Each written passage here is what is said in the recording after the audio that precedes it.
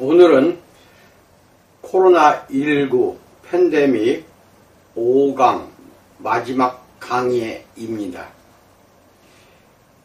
첫 번째, 우리가 탄식해야 하는 이유에 대해서 알아봅니다. 나는 이 유행병에 대해 꼭 필요한 그리스도인의 첫 반응으로 애통해야 한다고 촉구했습니다. 대략 시편의 3분의 1이 잘못된 상황을 탄식하는 시입니다. 이 시편들에 사용된 단어는 불평하는 말들입니다. 질문과 슬픔, 분노, 좌절, 비통함의 표현이 가득합니다. 이런 표현들은 예수님의 기도서에도 등장하고 신약성경은 그런 말들을 자유로이 가져다가 우리의 애통함뿐 아니라 예수님의 애통함도 표현합니다. 주기도가 우리의 표준입니다. 우리는 종말의 갑작스러운 징표를 찾고 있는가요? 아닙니다. 우리는 날마다 하늘에서처럼 땅에서도 아버지의 나라가 오게 하시고 라고 기도하고 예수님이 어떤 분이신지 알기에 그 기도가 응답될 것을 압니다. 우리는 회개하라는 갑작스러운 요청을 찾고 있는가요? 아닙니다. 우리는 날마다 우리가 우리에게 죄 지은 사람을 용서하여 준 것 같이 우리의 죄를 용서해 주시고 라고 기도합니다. 그리고 예수님이 어떤 분이신지 알기에 그 기도가 응답될 것을 알고 있습니다. 아니면 우리의 편안한 생활 방식을 떠나 이웃에게 좋은 소식을 전해줄 새로운 이유를 찾고 있습니까? 유행병이 돌아야 그렇게 할 정도라면 부끄러운 줄 알아야 합니다. 아버지께서 나를 보내셨듯이 나도 너희를 보낸다 라고 말씀하시고 가서 모든 민족을 제자로 삼으라는 예수님의 명령만으로는 부족했단 말입니까? 바울이 아테네에서 알았던 것처럼 더 이상 표적은 필요 없습니다. 늘 그렇듯이 지나치면 오히려 못합니다. 우리는 예수님이 필요합니다.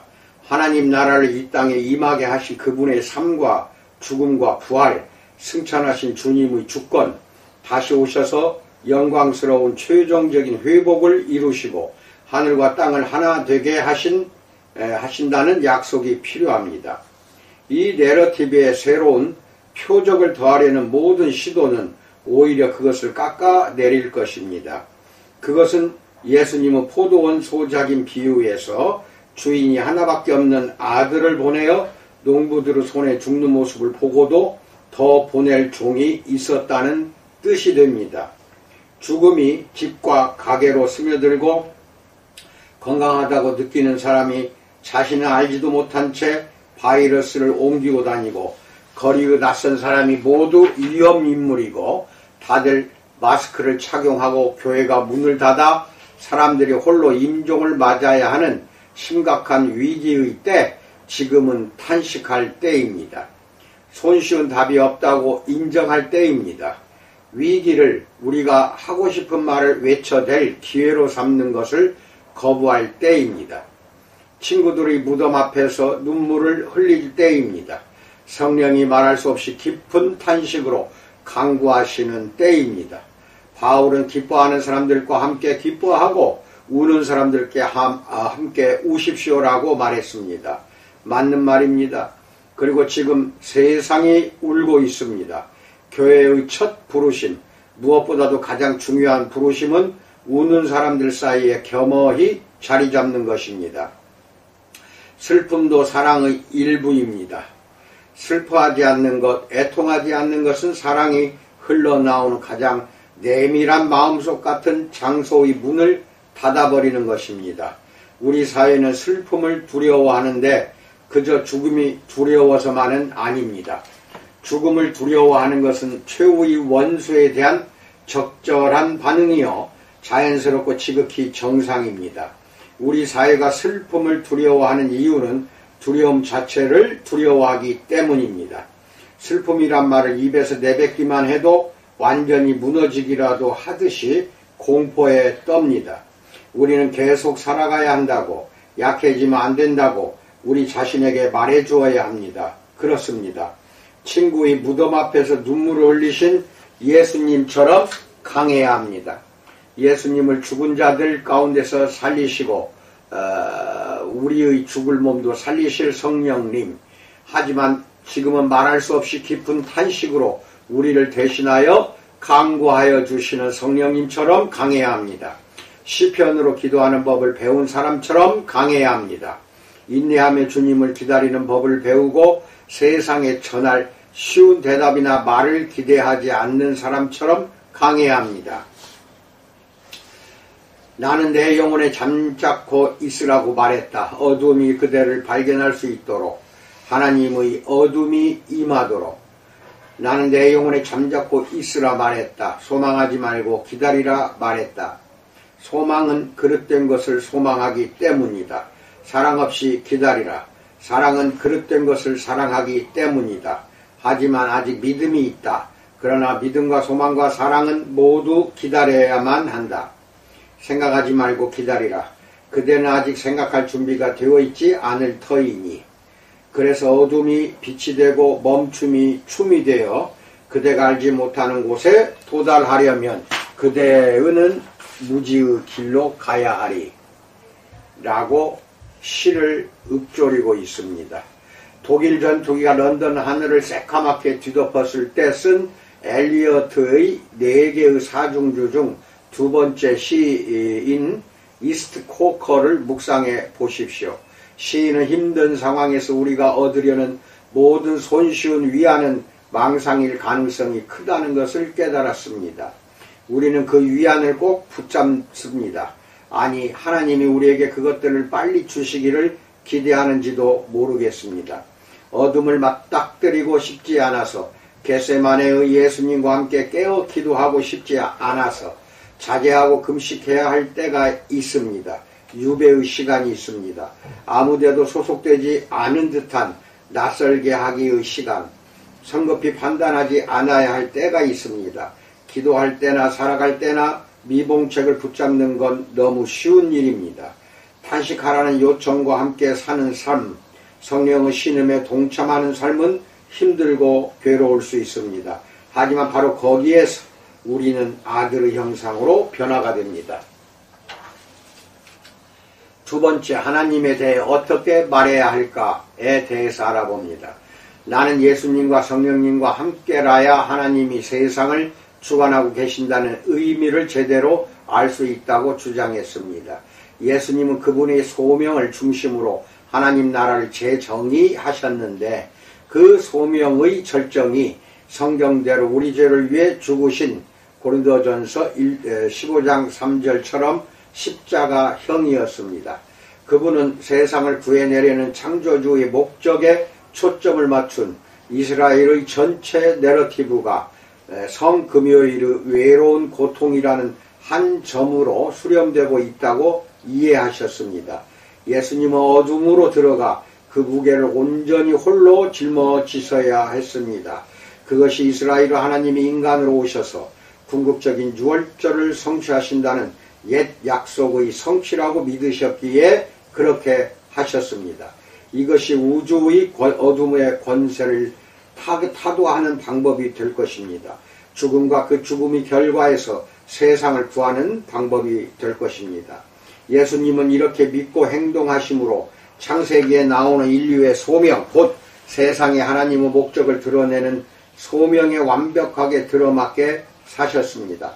인간이 죄를 지었다고 해서 하나님은 창조 프로그램에서 그 부분을 취소하시지 않았습니다. 한 가족을 부르셔서 그들이 다른 사람들과 마찬가지로 흠이 많다는 것을 잘 아시고도 구속과 새 창조 사역의 동역자로 삼으셨습니다. 이 인류의 가족 곧 아브라함과 모세와 다윗의 백성은 결국 예수님과 함께 할 운명이었습니다. 이 예수님은 친구의 무덤 앞에서 우셨고 겟세마네에서 고뇌하셨으며 십자가에서 버림받아 울부짖으셨습니다. 하나님 나라는 이렇게 세워졌습니다. 그것이 계속 하나님 나라의 특징입니다. 산상수훈에서 그것을 볼 수 있습니다. 예수님의 제자들이 그분이 이미 온 세상의 진정한 주님이시라고 선포하러 나가는 사도행전에서 그것을 볼 수 있습니다. 현대 합리주의자들, 즉 합리주의 회의론은 합리주의의 변증론으로 답변해야 한다고 전제하는 현대 기독교 합리주의자들도 포함하여 분명 탱크나 폭탄으로 세상 문제들을 해결할 수 있다고 상상합니다. 이것이 서양 권력층이 정치적 차원에서 반복해온 일이고 일부 변증론자들이 지적 차원에서 시도한 일입니다. 그들은 이렇게 말합니다. 하나님은 주권적이시다. 그분은 원하는 일을 얼마든지 하실 수 있기에 세상에서 벌어지는 모든 일은 다 하나님이 원하신 일이 틀림없다. 따라서 우리는 그 이유를 말할 수 있어야 한다라고 말합니다. 하나님은 하나님 나라를 그렇게 세우시지 않았고 지금도 하나님 나라는 그렇게 작동하지 않습니다. 예루살렘에 도움 손길을 보낸 안디옥 교회를 다시 생각해 보십시오. 하나님을 슬프게 하는 일은 여러 가지입니다. 그런 일들은 그분께 충격을 줍니다. 섭리는 예수님의 형상을 하고 있습니다. 끊임없이 만사를 통제하는 철권 통치가 아닙니다. 창세기 6장 6절에서 하나님은 인간의 악함을 보시고 이걸로 뭔가 해보려고 내가 일부러 허락했지 라고 말씀하시지 않습니다. 마음 아파하셨습니다. 히브리어 원문을 보면 그 의미가 더 확실한데 이 부분은 후대의 일부 유대 사상가들에게 문제가 되었던 것 같습니다. 70인역 번역 주전 2세기경에 만들어진 그 성경책은 그냥 심사숙고하셨다라고만 말하기 때문입니다. 어쨌든 그렇게 마음 아파하신 하나님은 노아를 부르셨고 그를 통해 재앙을 통과할 길을 만드셨습니다. 그런데 창세기 6장 6절에서 하나님을 묘사한 표현과 마가복음 14장 34절에서 예수님을 묘사한 표현이 일직선으로 연결됩니다. 내 영혼이 심히 괴로워 죽을 지경이구나. 즉 탄식시의 고전인 시편 42편과 43편을 인용하여 말씀합니다. 요한복음에도 비슷한 예수님의 말씀이 나옵니다. 지금 내 마음이 괴롭구나. 12장 27절 시편 6편을 인용합니다. 예수님은 죽음과 절망의 홍수가 그분 앞에 몰려오는 것을 보십니다. 노아와 달리 그분께는 방주가 없습니다. 그럼에도 하나님의 모든 피조물을 데리고 죽음의 홍수를 통과하여 부활절 아침에 동토오는 새 창조 세계로 나오실 것입니다. 마찬가지로 어떤 일들은 확연히 하나님께 충격을 줍니다. 이스라엘 백성은 인간을 제물로 드려서는 안 된다는 말을 반복해서 들었습니다. 하지만 그들은 몰래 그런 짓을 했을 뿐 아니라 그런 목적으로 큰 산당까지 지었습니다. 그에 대해 하나님은 그런 것은 내가 명하지도 않았고 상상조차도 하여 본 적이 없다라고 말씀하십니다. 예레미야서 7장 31절 또 32장 35절에서 반복됩니다. 히브리어 본문은 두 번 다 마음이라는 표현을 씁니다. 하나님은 그런 것을 의도하시지도 않았고 꿈도 꾸시지 않았습니다. 물론 이것은 역설입니다. 우리는 베드로가 사도행전 2장 23절에서 청중에게 하는 말에서 그 역설을 가장 뚜렷하게 볼 수 있습니다. 그는 하나님이 예수님의 죽음을 의도하고 계획하셨다고 말하지만 예수님을 체포하고 심판하고 죽인 사람들은 그럴 만큼 악했다고 말합니다. 이 역설을 피할 방법도 없고 그 방법을 찾아서도 안 됩니다. 딱 떨어지는 명료하고 기계적인 분석은 불가능합니다. 악은 하나님의 창조세계의 침입자입니다. 악이 무엇이고 하나님이 왜 악을 허용하시는지 혹은 하나님이 악을 어떻게 처리하시는지 분석하려는 시도, 즉 하나님이 죄인들을 위한 예수님의 죽음을 통해 악을 이기신다는 확실하고 강력한 선언을 제외하고는 바람을 병에 담으려는 헛된 시도일 뿐 아니라 우리가 악의 적절한 자리를 마련해 주는 질서 정연한 우주를 생각할 수 있다고 가정하는 것입니다. 하나님의 선한 창조 세계에 본래부터 악의 자리가 있다고 설명하는 방식은 위험합니다. 옛 철학자들의 악의 문제는 십자가 아래가 아니고서는 해결할 수 없습니다. 정치인들의 악의 문제가 늘 상황을 위험하게 해결하는 방식이듯이 말입니다. 미국의 부시와 블레어는 높은 곳에서 폭탄을 떨어뜨려 악의 문제를 해결할 수 있다고 생각했습니다. 당시에 일부에서 예측했듯이 이 폭탄 하나하나는 훨씬 더 극단적 형태의 급진적 이슬람주의를 일으킨 또 다른 동인이 되었음이 드러났습니다. 마찬가지로 일부에서 제공한 악에 대한 합리주의적인 분석, 즉 어떤 사람들에게 영웅주의와 자기 희생 등의 미덕을 개발할 기회를 만들어 주시려고 하나님이 홀로코스트를 허용하셨다라는 말과 또는 현대 이스라엘 국가를 일으키시려고 홀로코스트를 허용하셨다라는 그런 것 같은 새로운 형태의 급진적 무신론을 불러온 동인이 됩니다. 이들은 하나님을 어둡고 충격적인 모습으로 그립니다. 이 하나님의 위험한 바이러스가 중국의 실험실이나 시장에서 빠져나와 수많은 무고한 사람이 죽게 내버려 두십니다. 그렇게 해야 남은 사람들에게 회개하라고 요청하고 일부 사람, 즉 의사와 간호사들이 영웅주의를 발전시키고 보여줄 수 있는 무대를 만들 수 있으니 말입니다. 이것이 당신이 믿는 하나님이라면 많은 현대인은 당연히 우리는 그 신과 조금이라도 엮이고 싶지 않다라고 생각할 것입니다. 우리의 실수, 실패, 불의, 부패도 모두 인간이 자유의지로 선택한 결과로 나타나는 것들입니다. 그렇다면 사실은 하나님이 세상 운영의 많은 부분을 인간에게 위임하셨다고 생각하는 편이 훨씬 더 적절합니다. 그렇게 하셔서 인간이 그분의 마음을 아프게 하거나 충격을 줄 수도 있는 위험을 무릅쓰셨습니다. 하지만 그런 일이 생길 때 그분은 사람들에게 책임을 물으실 것입니다. 이것이 하나님의 형상을 지닌 사람들에게 권위를 위임하신다는 동전의 다른 면이 됩니다. 예수님은 본디오 빌라도에게 하나님이 위임하신 진정한 권위가 있음을 아십니다. 그래서 하나님이 예수님을 그에게 넘겨준 사람에게 책임을 물으실 것이라고 말씀하십니다. 요한복음 19장 11절 보세요. 바로 이 때문에 우리는 이 바이러스를 퍼져나가게 한 원인과 다양한 국가와 정부가 유행병에 대비하고 유행병이 덮쳤을 때 현명하게 대처한 혹은 대처하지 못한 방식을 적절히 조사하고 책임을 물어야 합니다. 이 모든 내용이 우리를 다음 질문으로 인도합니다. 그러면 우리는 어떻게 이 문제와 함께 살 것인가요?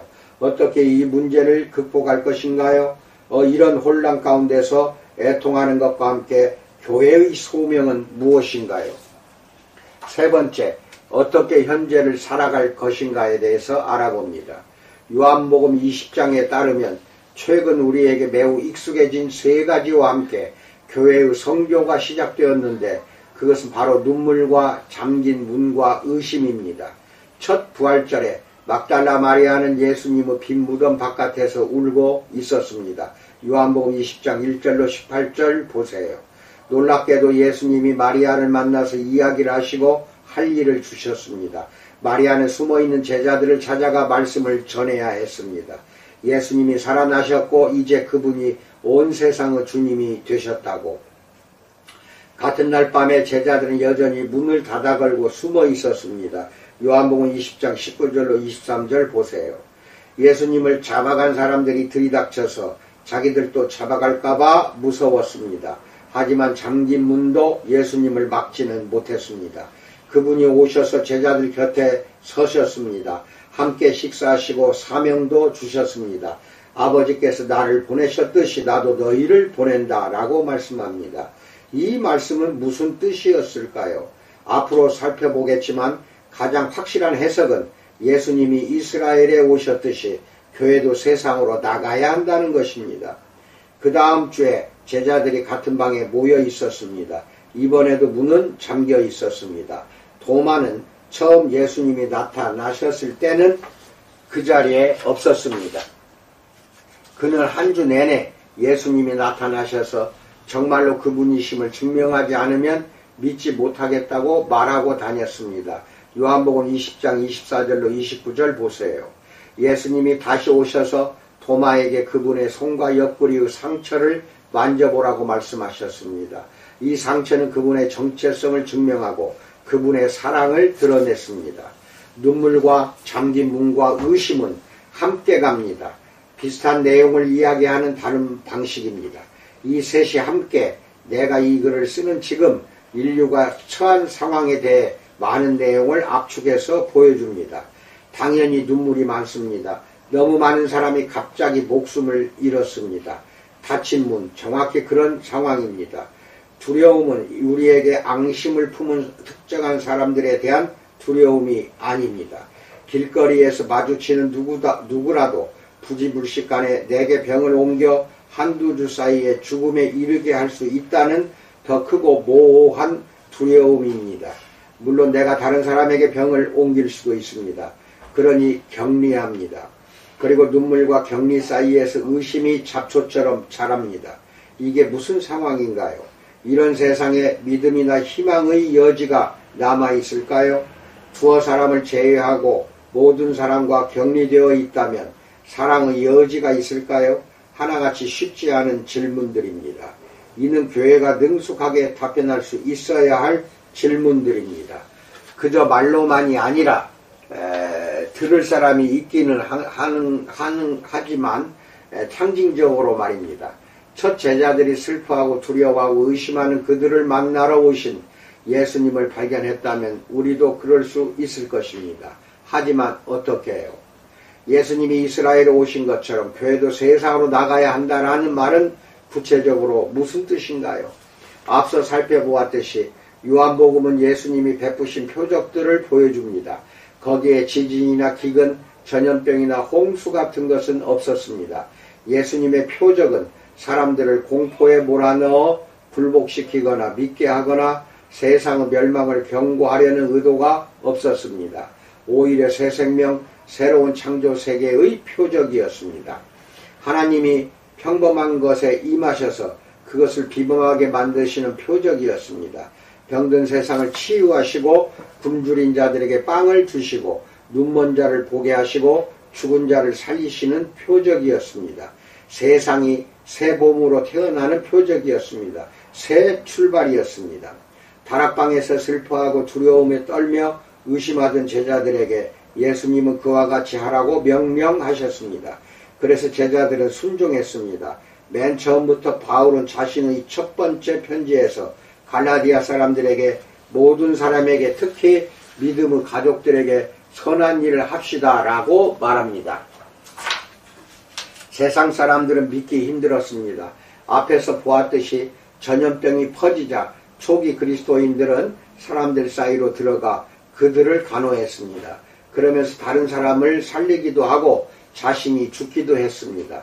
죽음을 초월한 하나님의 생명의 약속을 믿는 이들의 강한 믿음이 이들에게 담대함을 주어 죽음 앞에서도 의연해져 병에 대한 두려움 때문에 가족과 사회가 버린 고통받는 사람들을 도울 수 있었습니다. 로드니 스타크의 유명한 저서 기독교의 발흥은 이것을 잘 설명해 줍니다. 스타크는 2, 3세기에 전염병이 유행했을 때 그리스도인들이 대처한 방식이 신앙 전파에 이바지한 결정적 요인이었다고 설득력 있게 주장합니다. 스타크와 그를 뒤이은 몇 사람은 마르쿠스 아우렐리우스 황제의 목숨을 앗아간 주후 170년대 전염병과 250년대 전염병에서 증거를 수집했습니다. 병명을 확실히 아는 사람은 없습니다. 천연두와 홍역이라고들 하는데 대비가 안 된 사람들에게는 둘 다 엄청난 살상력이 있습니다.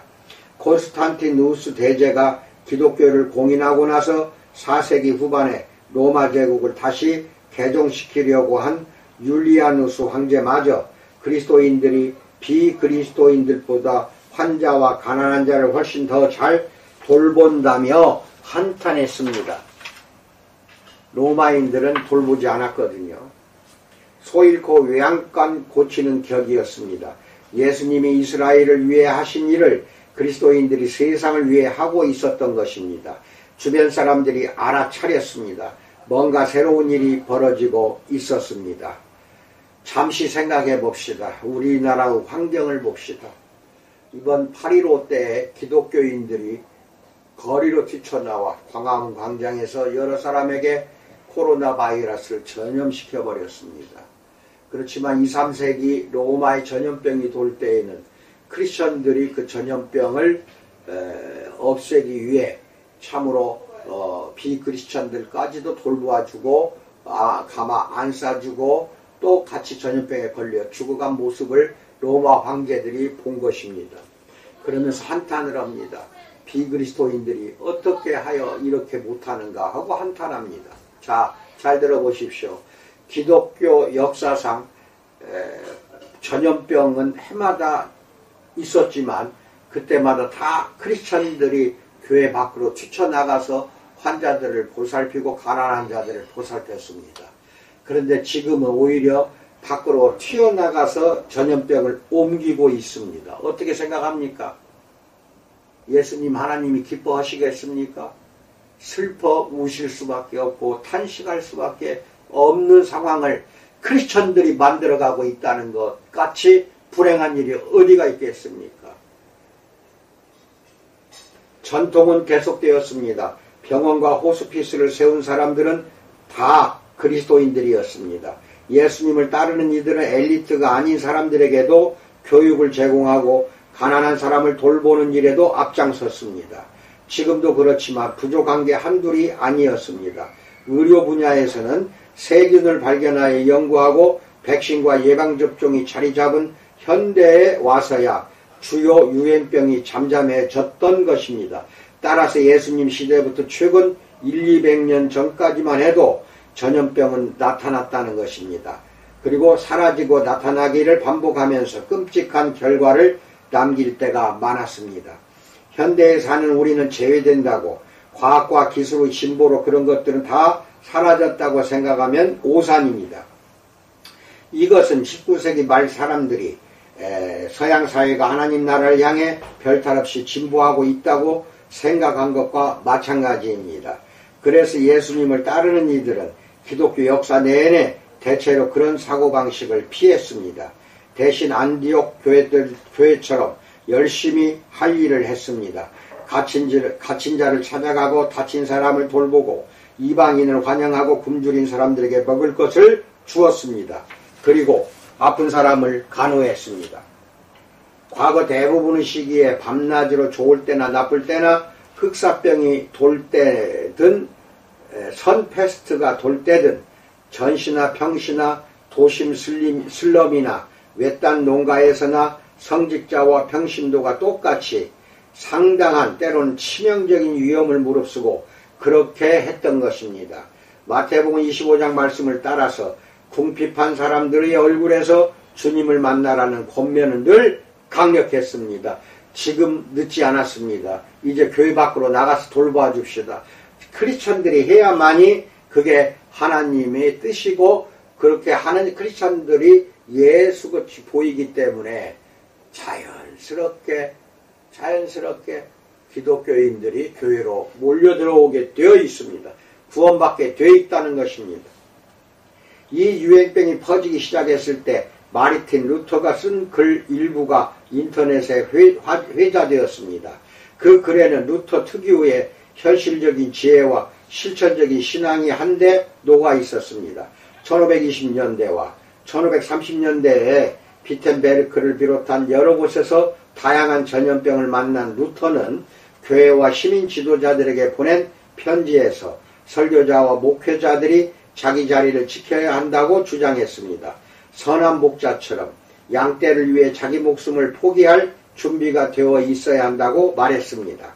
시민 지도자들과 가장들 역시 남겨진 사람들을 제대로 안전하게 지킬 수 있을 때만 자신도 전염병을 피할 수 있다고 했습니다. 이것은 500년 전과 마찬가지로 오늘날에도 유용한 조언입니다. 그는 전염병이 하나님이 주신 메시지일 수도 있지만 그에 대한 적절한 접근법은 실제적이고 믿을 수 있어야 한다고 말합니다. 그는 우리가 이렇게 생각해야 한다고 말하고 있습니다. 루터는 이렇게 말합니다. 하나님이 허락하셔서 원수가 독과 치명적인 똥을 보냈으니 나는 하나님께 자비를 베푸셔서 우리를 보호해달라고 기도할 것이다. 그 다음에는 소독하여 공기를 정화하고 약을 먹고 나를 보호하고 내 부주의로 나를 통해 다른 사람들이 감염되어 목숨을 잃는 일이 없도록 꼭 가야 할 곳이 아닌 장소와 사람들은 피할 것이다. 하나님이 나를 데려가시기 원한다면 얼마든지 나를 찾으실 수 있을 것이다. 적어도 나는 하나님이 명령하신 일을 완수했으니 나의 죽음이나 다른 사람들의 죽음에 책임이 없다. 하지만 이웃에게 내가 필요하다면 어떤 사람이나 장소도 피하지 않고 그를 찾아가 도울 것이다. 라고 루터의 영성상담 편지에서 발췌한 글입니다. 우리가 이렇게 해야 되겠죠. 이게 500년 전 이야기예요. 근데 500년이 지난 21세기 어떻게 변할 수가 있습니까? 크리스찬의 영성은 2000년 전이나 지금이나 똑같아야 됩니다. 영성은 바뀔 수가 없어요. 이 편지의 핵심에는 불쾌한 현실을 그대로 보여주는 지혜가 있습니다.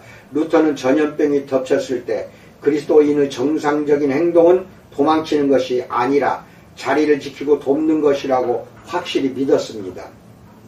하지만 그는 세균과 바이러스의 작용에 대해 알려지지 않았던 시대에도 사람들이 나쁜 의도가 없더라도 사태를 악화시킬 수 있다는 것을 알았습니다. 오늘날 우리는 그 점을 너무도 잘 압니다. 자신도 모르는 사이에 바이러스를 보유하고 옮길 수 있습니다. 따라서 예수님을 따르는 이들의 자연스러운 성향, 곧 그분의 부르심에 순종하여 자기 목숨까지 걸고 위험한 자리에서 돕고자 하는 것도 달리 보일 수 있습니다. 영웅적으로 보이는 행동이 상황을 더 안 좋게 만든다면 말입니다. 옳은 일을 하려는 욕구, 영웅이 되려는 관대한 1차원적 욕구가 재앙을 초래한다면 영웅주의를 절제하려는 똑같이 관대한 마음으로 균형을 맞추어야 합니다. 하지만 이것이 아무것도 하지 않는 데 대한 변명이 되어서는 안 됩니다. 애통하는 마음에서 창의적인 행동이 나와야 합니다. 적어도 성직자는 제대로 된 훈련과 허가를 받고 보호복을 갖추어서 아픈 사람과 죽어가는 사람들을 돌볼 수 있어야 합니다. 종종 그런 경우가 있듯이 일반 의사들이 그런 사역은 불필요하다고 생각한다면 다각도에서 도전해야 합니다. 지난 200~300년 동안 치유와 소망을 가져다주는 교회의 장기적 소명이 세속세계에 알려진 것에 대해 하나님께 감사하기에 우리는 특히 균형 잡힌 인간적인 접근법이 되도록 의료진과 동역해야 합니다. 이것은 특히 죽음을 앞둔 사람들에게 적용됩니다. 지난 50년간 발전한 호스피스 운동은 대체로 기독교에서 시작되어 개인 기금으로 운영되었는데 일반 의료계에서 때로 소홀히 한 희망의 증거가 되었던 것입니다. 그렇다면 예수님의 제자가 되라는 부르심은 잠긴 문 안에서 눈물로 자신과 세상의 의심에 맞서서 하나님 나라 표적을 드러내는 자가 되라는 부르심입니다. 우리는 아픈 사람을 치료하고 굶주린 사람에게 먹을 것을 주는 등 예수님의 표적처럼 새로운 창조를 말해주는 표지판을 세워야 합니다. 말만 하지 말고 행동과 상징으로 말입니다. 이것은 무료 급식소를 운영하고 노숙자 쉼터에서 일하고 교도소에 있는 친척을 면회하려는 사람들을 도와준다는 뜻입니다. 이런 일들에서 보람을 찾을 수 있지만 부담도 클 수밖에 없습니다. 막달라 마리아와 도마를 비롯한 다락방의 제자들처럼 그 일들을 위해 우리에게도 살아계신 예수님의 임재와 성령의 강력한 영감이 필요합니다. 그리고 우리는 그것을 약속받았습니다. 우리는 이 소명을 따르면서 예수님이 요한복음 16장에서 제자들에게 말씀하신 일을 할 것입니다. 성령의 능력으로 우리는 세상의 책임을 물을 것입니다. 예수님을 따른 이들이 로마 제국 관리들에게 사회를 운영하는 다른 방법이 있음을 보여주었듯이 오늘날에도 창의적이고 치유와 회복을 일으키는 교인들의 사역에서 하나님 나라 표적이 나타날 것입니다. 상황과 기회는 다양하지만 하나님 나라 백성의 탄식에서부터 새로운 가능성이 나타날 수 있고 나타날 것입니다. 오늘날 예수님의 제자들이 세상의 고통 한가운데서 애통하며 기도할 때 새로운 소명, 곧 치유와 지혜를 가져다주는 소명, 권력자들에게 해야 할 일을 확실하게 알려주는 소명이 나타날 것입니다.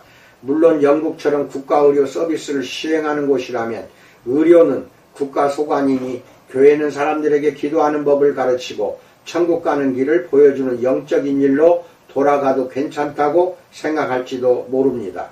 18세기 이후로 세속사회는 예수님의 제자들이 하던 일을 다시 찾아와 그에 대한 공적을 주장하려고 최선을 다했습니다. 교회는 세상을 거부하는 플라톤주의에 빠져 현실 도피적 복음 전도와 영성을 제공하는 등 그 시류에 따라갈 때가 자주 있었습니다. 하지만 정부 자금이 줄어들고 의료 서비스가 더는 제 역할을 하지 못할 때 교회가 항의하는 목소리를 높이고 나서서 도와야 합니다. 하지만 그렇지 못할 때가 너무도 많습니다. 우리는 다른 어떤 단체나 회사보다 의료 분야에서 역사가 깁니다. 그런데 이제는 거기서 손을 떼고 전문가에게 맡겨야 한다는 말을 갑자기 듣는다면 교회의 정체성을 포기하라는 말을 듣는 기분일 것입니다. 다른 사람들이 사실상 과학적인 조언은 너무나 다양한데도 더 잘한다고 주장하고 우리는 필요 없다고 말합니다. 우리는 우위를 점하기를 두려워해서는 안 됩니다. 이것도 성령의 능력으로 세상에 책임을 묻는 일의 일부입니다. 이것은 교회 건물을 폐쇄하고 각자 가정에서 온라인 예배를 드려야 하는지를 둘러싼 최근의 논란을 제기합니다. 내 생각에 이 문제에서는 기독교 신학에서 흔히 그렇듯이 우리가 귀 기울여야 할 두 가지 다른 내용이 있는 것 같습니다. 양쪽을 모두 경청할 필요가 있습니다. 첫째, 교회 건물은 세상을 피하는 도피처가 아니라 세상으로 나아가는 교두보입니다. 올바른 성서신학은 공공예배를 노리는 건물을 하나님의 영광의 온 창조세계를 채우실 때를 미리 보여주는 징표로 보아야 합니다. 따라서 우리는 우리가 정기적으로 교회 건물에서 예배하는 살아계신 주님이 교회 건물이라는 눈에 보이는 제약을 넘어서서 온 세상에 치유와 소망을 가져다 주시는 모든 방식을 경축해야 합니다. 다시 한번 말합니다. 눈에 보이는 교회는 교회가 아닙니다. 예배당이지, 건물이지. 그럼 교회는 누구입니까? 우리예요. 각각 개인이 교회입니다. 교회는 나가야죠. 나가서 환자들을 보호하고 치유하는 것도 예배의 일부입니다. 우리가 그것을 절대 잊어서는 안 됩니다. 시인 말콤 가이트는 교회가 문을 닫은 지난 부활절 그리고 목요일 저녁마다 영국인들이 집 밖으로 나와 용감한 의료종사자들에게 박수를 쳐주는 새로운 현상을 돌아보면서 그 모습을 아주 멋지게 담아냈습니다.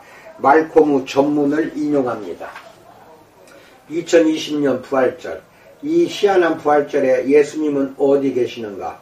그 어두운 무덤에 봉인되어 계시지 않았던 것처럼 문 닫힌 우리 교회에 갇혀 계시지 않았네. 문이 열리고 돌이 채워져 그분은 이미 오래전에 일어나 부활하셨네. 살아나셔서 구원하려고 자기 생명을 주신 세상으로 나아가셨네. 빈 무덤에서 그분을 찾을 필요가 없다네. 그분은 이날 사제들 손에 들린 제병이나 붉은 가운을 입은 성가대원들의 입에서 나온 음악이었을 수도 있지만 그 대신 우리의 삼배천을 내려놓고 교회를 빠져나가 간호사와 함께 아치마를 두르시네.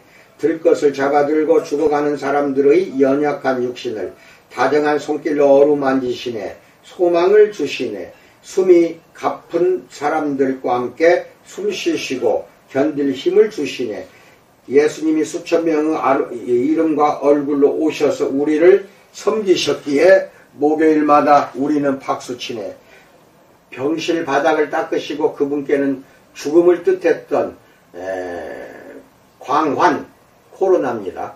코로나의 흔적을 잡으신다네. 수많은 장소에서 성금요일이 일어났다네. 그곳에서 예수님은 무력한 자를 붙잡아 주시고 그들과 함께 죽으셔서 그분의 부활을 나누어 주시네. 이제 그들은 그분과 함께 부활한다네. 정말로 다시 산다네. 라고 시를 썼습니다. 말콤 가이트의 작품이 다 그렇지만 이 작품에도 심오한 지혜가 있습니다. 예수님은 그분의 사역을 진전시키기 위해 굳이 교회 건물이 필요 없으십니다. 이 유행병 시대에 하나님은 어디에 계시는가? 라는 질문에 대한 한 가지 대답은 치유와 소망을 주시려고 고통받고 죽어가시면서 최전선에 계신다라는 것입니다. 하지만 짚고 넘어갈 점이 또 있습니다. 영국처럼 교회와 회당과 모스크를 포함한 기타 예배 장소가 문을 닫은 나라들에서는 충분히 이해할 만한 이유에서 세상에 엉뚱한 신호를 보낼 위험이 있습니다. 지난 300년 동안 서양 세계는 종교, 즉 이런 새로운 관점에 적응하기 위해서 그 의미가 바뀐 종교를 사적인 문제, 사람들이 혼자 하는 일로 간주했습니다. 대중의 사고에서 기독교 신앙은 많은 사람이 이야기하듯 공적인 삶에는 전혀 자리가 없다는 의미에서 사적인 운동으로 축소되어 버린 것입니다. 그래서 나는 동네에 있는 번잡한 작은 주류 판매점에서 쇼핑을 할 수 있어도 길 건너 오래된 채플에는 갈 수 없습니다. 예배가 눈앞에서 사라져 버렸습니다. 종교의 사유화와 문 닫은 교회가 마치 결탁한 것처럼 보일 것입니다. 임시로 공동예배를 중지하고 목회자의 거실에서 송출하는 생방송 예배를 드리면서 우리는 사실 조금 신비로운 취미를 추구하는 마음이 맞는 집단에 불과하다고 동의하는 것처럼 보입니다. 이 예배의 위험은 피예배, 홀로 계신 분께 홀로 날아가는 플라톤의 시각으로 변할 수 있다는 점입니다. 그런 방향으로의 문화적 압력이 이미 존재하므로 이 위험을 인지하는 것이 중요합니다. 다행히도 지금까지는 교회 건물에는 가지 않았을 많은 사람이 인터넷으로 교회에 가봤다라는 반응이어서 그 점은 흥미로운 발전입니다. 하지만 오랫동안 교회는 저작거리와 도심광장, 마을 광장과 교회 주거 지역에서 서양 현대성이 몰아내려 애쓴 필수적인 삶의 차원을 일깨워주는 보고 들을 수 있는 상징이었습니다. 우리는 이 강요된 유배 시기에 틀림없이 많은 것을 배울 테지만 우리 건물이 사회 내에서 원래 계획된 용도대로 기능할 날이 오도록 기도는 해야 합니다. 다시 말해 나는 위기가 닥쳤을 때 교회가 세속사회가 인도하는 대로 얌전히 따라가는 방식이 우려됩니다. 예수님의 사역에서 드러난 새 창조의 표적은 치유하시는 예수님의 임재 그 자체, 그리고 무엇보다도 그분의 죽음과 부활이었습니다. 공공장소에서 적절한 안전규칙을 준수하면서 삼일체 하나님을 예배하는 것은 늘 우리를 지켜보는 세상에 신호를 보내는 방식의 일부였습니다. 바울이 빌립보 교인들에게 주 안에서 항상 기뻐하십시오 라고 말할 때 기쁨은 그저 마음속으로 행복을 느끼는 것만 뜻하지 않습니다. 거리로 뛰쳐나와 물론 안전한 거리두기는 필수입니다. 축하한다는 뜻입니다. 다른 많은 사람은 그렇게 하고 있습니다. 바울 시대에는 공공장소에서 벌어지는 행진과 길거리 잔치, 종교의식이 아주 많아서 사람들은 사회에서 벌어지는 일들을 다 볼 수 있었습니다. 바울은 예수님을 따르는 이들도 그렇게 하기 원했습니다. 성경에서 기쁨이라는 단어는 귀로 들을 수 있는 무언가를 나타냅니다. 좀 떨어진 거리에서 말입니다.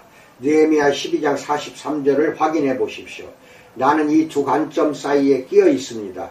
둘 다 맞는 것 같습니다. 우리가 책임감 있게 깐깐하게 행동해야 한다는데 전적으로 수긍합니다. 독실한 신자가 되고 싶지만 잘못된 인도를 받은 사람들이 그리스도인은 자동으로 병에 걸리지 않는다고 믿거나 텔레비전에서 어떤 사람이 한 말대로 사탄이 교회에는 못 들어오니 교회 안에 있으면 안전합니다. 이렇게 말해주고 싶습니다. 제발 저를 믿으세요. 제가 주교입니다. 사탄도 다른 사람들처럼 교회 자리에, 교회 지리에 박습니다. 라고 믿어서 안전규칙을 무시한다는 보도에 가슴이 철렁 내려앉습니다. 이것은 기독교 신앙의 먹칠을 하는 일종의 미신입니다. 마찬가지로 교회 폐쇄에 대한 논의도 교회 건물이 자신의 영성에 꼭 필요했던 사람들과 어디에서나 하나님을 예배할 수 있으므로 그런 것들은 불필요하다는 사람들 사이에 논란을 촉발하기 쉽습니다. 양편이 다 현재 위기에서 배울 것이 있으니 기도로 서로 지지해주는 편이 온당합니다. 많은 사람이 지적했듯이 그런 기도에 대한 응답의 하나는 현재를 포로기로 인식하는 것일지도 모르겠습니다. 우리는 바벨론의 강변에 있습니다. 잃어버린 일상으로 인해 혼란스럽고 슬픕니다. 우리가 어찌 이방 땅에서 주님의 노래를 부를 수 있으랴 라는 시편 137편 말씀은 내가 어찌 컴퓨터 앞에 앉아서 성찬의 기쁨을 알 수 있으랴 또는 내가 어찌 형제 자매들도 없이 예수님의 승천이나 성령 강림을 기념할 수 있으랴 라고 쉽게 번역해 볼 수 있습니다. 물론 시편 137편의 핵심은 이 시편이 여호와의 노래라는 것입니다. 시를 쓸 수 없는 것에 대한 시를 쓰다니 아이러니합니다. 그렇다면 탄식을 슬픔의 노래로 바꾸는 것이 탄식 훈련의 일부일지도 모릅니다. 어쩌면 우리는 지금 당장 그런 방식으로 탄식하는 사람이 되어야 할지도 모릅니다. 우리는 평상시에 선호했을 방식으로 애통할 수 없는 현실을 애통해야 할지 모릅니다. 우리는 가능한 어떤 방식으로든 이런 질문들과 이 질문들이 요구하는 새로운 훈련을 탐색할 필요가 있습니다. 어쩌면 이 역시 바벨론 생활의 일부로 받아들여야 할 것입니다. 예레미야의 말대로 우리는 이 체제에 정착하여 지금 있는 자리에서 그 성읍이 번영하도록 힘써야 합니다. 하지만 우리가 원하는 곳에 있는 것처럼 행동하지는 맙시다. 예루살렘을 잊지 맙시다. 여기 눌러앉기로 작정하지 맙시다. 이 부분에서 교회와 유대 지도자와 사상과 같은 다른 집단들은 무슨 말을 할 수 있고 해야 하는지, 어떻게 말해야 서구세계 지도자들이 듣고 지혜롭게 행동할 수 있을지 긴급하게 생각하고 기도해야 합니다. 이것을 위해서 이제 이 장의 마지막 부분으로 넘어가겠습니다. 네 번째, 어떻게 회복할 수 있을까요? 아마도 가장 중요한 질문, 교회와 국가를 비롯한 모든 연관단체가 가장 높은 수준에서 진지하게 나누어야 할 대화의 최상위에 있어야 할 질문은 어떻게 하면 새로운 일상으로 돌아갈 수 있느냐 하는 것입니다. 어떤 사람들은 이 사태가 다 끝나면 더 친절하고 온화한 사회가 되리라는 실현되기 힘든 바람을 표현했습니다. 간호사들에게 급여를 더 많이 줄 것입니다. 더 나은 의료 서비스를 위해 세금을 더 낼 준비가 될 것입니다. 호스피스 운동에 더 많이 기부할 것입니다. 수많은 차량과 비행기의 공해에서 벗어나 신선한 공기를 더 많이 누리게 되었으니 여행 욕심은 줄고 가족과 이웃과 더 많은 시간을 보낼 것입니다. 응급의료체계, 택배회사를 비롯하여 우리를 돌봐준 모든 사람을 존경할 것입니다. 정말 그랬으면 좋겠습니다. 하지만 제약이 사라지기가 무섭게 엄청난 속도로 온갖 방식으로 그런 사업들이 시작될 것입니다. 그것은 마땅하고 올바른 일입니다. 파산을 피하려고 필사적인 사람은 자동차나 비행기가 도움이 된다면 그것을 다시 사용하는 것에 대해서 두 번 생각하지 않을 것입니다. 폐쇄가 경제에 미친 영향이 이미 심각하고 앞으로는 더 심각해질 것이라는 이야기를 사방에서 듣고 있습니다. 그러면 문제는 지도자들이 전시에 맞닥뜨린 비극적인 결정들과 비슷합니다. 영국 대공습 때의 처치를 생각해 보십시오. 그는 이 부대를 살리기 위해 저 부대를 희생해야 할지, 이 공공건물 대신 저 주택단지를 폭격하게 만들 암호 메시지를 적에게 보내야 할지 결정해야 했습니다. 이 설교를 하는 지금 우리는 안전하게 집에 머물기에 집중하고 있는데 이로 인해 파산, 실업, 사회적 불안의 측면에서 엄청난 비용이 소요됩니다. 그 때문에 어려움을 겪는 사람들에게 전달된 막대한 정부 지원금을 조만간 회수해야 할 것입니다. 죽음을 최악의 결과로 보는 사람들과 경제적 붕괴를 최악의 결과로 보는 사람들이 토론을 벌린다면 결국에는 서로 귀를 막고 험악한 대화만 오갈 것입니다. 고대 이교도 세계에서처럼 전염병은 사람들에게 이런 질문을 하게 합니다. 어느 신이 분노한 것인가요? 어떻게 그 신들을 달랠 수 있을까요? 오늘날의 세속주의가 그 숨겨진 이교적 메시지를 조금씩 드러내면서 현재 우리의 딜레마를 의수의 신 아스클레피오스와 돈의 신 맘몬의 충돌로 보는 시각이 꽤 흥미를 끕니다. 맘몬은 주기적으로 인간 희생제물을 요구합니다. 현재와 같은 의료 위기 때 극빈층이 가장 위험한 이유가 그것 때문입니다. 전쟁의 신 마스와 사랑의 여신 아프로디테가 멀리 떨어져 있지는 않지만 아스클레피오스 차례가 돌아온 것이 나쁘지는 않습니다. 인기 절정의 신 맘몬이 더 많은 인간 희생 제물을 기대하면서 다음 골목에서 우리를 부르는 소리가 들린다고 해서 치료의 중요성을 축소하는 것은 받아들일 수 없습니다. 국가 조직이 온전히 살아있는 인간의 현명한 상호작용이라기보다는 기계인 것처럼 순전히 실용적인 관점에서 이 모든 일에 접근한다면 그 결과는 뻔합니다. 약한 사람들은 또 실패할 것입니다. 그들은 대개 그렇습니다. 2008년 경제위기 이후에 공적 긴급 구제기금을 받은 은행과 거대 기업들은 재빨리 예전 방식으로 돌아간 반면 영국의 국빈층은 더 가난해져서 그 상태로 남았습니다. 누군가는 일어서서 경고문이 아니라 시편 72편을 읽어야 합니다. 이 시는 교회가 말만이 아니라 실제적인 제안으로 분명히 표현해야 할 우선순위 목록입니다. 시편 72편 1절로 4절, 12절로 14절에서 하나님 왕에게 주님의 판단력을 주시고 왕의 아들에게 주님의 의의를 내려주셔서 왕이 의의를 이루면 산들이 백성에게 평화를 안겨주며 언덕들이 백성에게 정의를 가져다 줄 것입니다. 왕이 불쌍한 백성을 공정하게 판결하도록 해주시며 가난한 백성을 구하게 해주시며 억압하는 자들을 꺾게 해주십시오. 진실로 그 의로운 통치자는 가난한 백성이 도와달라고 부르짖을 때에 건져주며 도울 사람 없는 불쌍한 사람 백성을 건져준다. 그는 힘 없는 사람과 가난한 사람을 불쌍히 여기며 가난한 사람의 목숨을 건져준다. 가난한 백성을 억압과 폭력에서 건져 그 목숨을 살려주며 그들의 피를 귀중하게 여긴다라고 말합니다. 이마저도 희망상황으로 조롱당할 수 있습니다. 하지만 이것이 최상의 상태인 교회가 늘 믿고 가르치고 최전선의 교회가 늘 실천한 바입니다. 교회 초기에 로마 황제와 지역 총독들은 기독교에 대해 제대로 알지 못했습니다. 하지만 이 이상한 운동에 주교들이 있어서 가난한 사람들의 필요를 늘 살폈다는 것은 알았습니다. 오늘날 사람들이 그런 인상을 받으면 좋지 않겠는가요? 어떤 사람들은 대수롭지 않은 증상으로 격리되는 반면 어떤 사람들은 사회적 거리두기가 달나라 여행만큼이나 어려운 번잡한 난민 수용소나 제3세계 도심에 살 수밖에 없는 세상에서 이것은 무슨 뜻일까요? 우리는 세계적으로 생각하고 지역적으로 행동해야 합니다. 하지만 그렇게 하면서 빠른 자가부당 이익을 취하는 세계로 쉬이 돌아가지 않는 예방정책을 찾기 위해 전세계 교회 지도자들과 동역해야 합니다.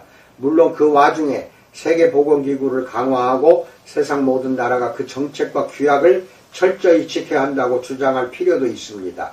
현재 위기를 사람들의 이목을 끌거나 다른 정치 게임의 기회로 삼는 일부 초강대국들에게 던져야 할 중요한 질문들도 있습니다. 전자 소문 제조기나 가짜 뉴스 채널도 한몫하고 있습니다. 이제 다시 탄식이라는 주제로 돌아가려고 합니다. 가난한 사람과 궁핍한 사람을 명단 맨 위에 올리는 메시아의 의도를 보여주는 시편 72편 바로 뒤에 부자와 권력자가 늘 그렇듯 자기 식대로 사는 것을 불평하는 73편이 이어지는 것은 우연이 아닐 것입니다. 어쩌면 이것이 우리가 살아갈 수밖에 없는 현실일지도 모릅니다. 이상적인 모습을 언뜻 보았을 뿐 그 뒤로는 쭉 부조리한 실상과 싸우는 삶. 하지만 그런 현실과 함께 살 수 있는 유일한 길은 그런 현실을 붙잡고 기도하는 것입니다. 창조세계와 함께 신음하면서 성령이 우리 안에서 탄식함으로 새로운 창조세계가 탄생할 수 있도록 비전과 현실을 나란히 붙잡는 것입니다.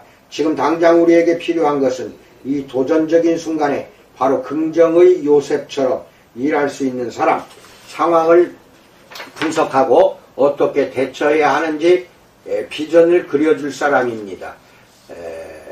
정치인과 같은 현명한 리더십을 지니면서도 앞으로 몇 달 동안 닥칠 도전들을 비전과 현실주의를 겸비하여 생각하고 다른 사람들과 나란히 자리를 잡고 기도하는 그리스도인 지도자들이 필요합니다. 앞으로 우리는 진정한 새로운 가능성의 표지, 옛 체제를 재생하여 더 나은 새로운 체제를 발명할 새로운 운영 방식, 그리하여 새 창조의 전조를 내다볼 수 있는 운영 방식을 볼 수 있습니다. 아니면 똑같이 구태의연한 다툼, 똑같이 구태의연한 얄팍한 분석과 해결책만 나오는 평상시와 다름없는 상태로 돌아갈 수도 있습니다. 우리가 교회나 골프클럽이나 문을 닫거나 사업이 지연되어서 초조해야 하며 자리에 앉아 마냥 기다린다면 기존 세력이 지배할 가능성이 큽니다. 만몬은 매우 강력한 신입니다. 우리 지도자들은 만몬을 어떻게 달래야 하는지 압니다. 그것이 실패하면 전쟁의 신 마스가 있습니다. 주님이 우리를 그의 소나기에서 구원해 주시기를 기도합니다. 우리가 이 어두운 세력을 피하려면 그 위험을 경계하고 기도하면서 적극적으로 주도권을 잡아야 합니다. 마당에 꽃을 심어 놓으면 잡초가 훨씬 줄어듭니다. 나는 다른 신앙 공동체의 지도자들은 물론이고 교회 지도자들에게조차 앞으로 다가올 시간을 어떻게 계획해야 할지 정부에 어떻게 압력을 넣어야 할지 말할 위치에 있지 않습니다. 하지만 교회와 국가 지도자들을 지켜보고 기다리고 그들을 위해 기도하는 우리는 이 탄식의 시기를 기도와 소망의 시간으로 활용해야 합니다. 이집트의 요셉처럼 상처 입은 하나님의 세상 전반에 창의적이고 치유하는 정책과 행동을 불러올 현명한 인간 지도력과 주도권을 소망해야 합니다. 마지막으로 시편 43편 3절로 5절에서 주님의 빛과 주님의 진리를 나에게 보내주시어 나의 길잡이가 되게 하시고 주님의 거룩한 산 주님이 계시는 그 장막으로 나를 데려가게 해 주십시오. 하나님, 그때에 나는 하나님의 제단으로 나아가렵니다. 나를 크게 기쁘게 하시는 하나님께로 나아가렵니다. 하나님, 나의 하나님, 내가 기뻐하면서 수금가락에 맞추어 주님께 감사하렵니다. 내 영혼아 어찌하여 그렇게도 낙심하며 어찌하여 그렇게도 괴로워하느냐. 하나님을 기다려라. 이제 내가 나의 구원자 나의 하나님을 또 다시 찬양하련다. 아멘. 이상입니다. 팬데믹 상황에서 이제 우리는 어떻게 해야 할 것인가를 마지막 강의에서 잠시 살펴봤습니다.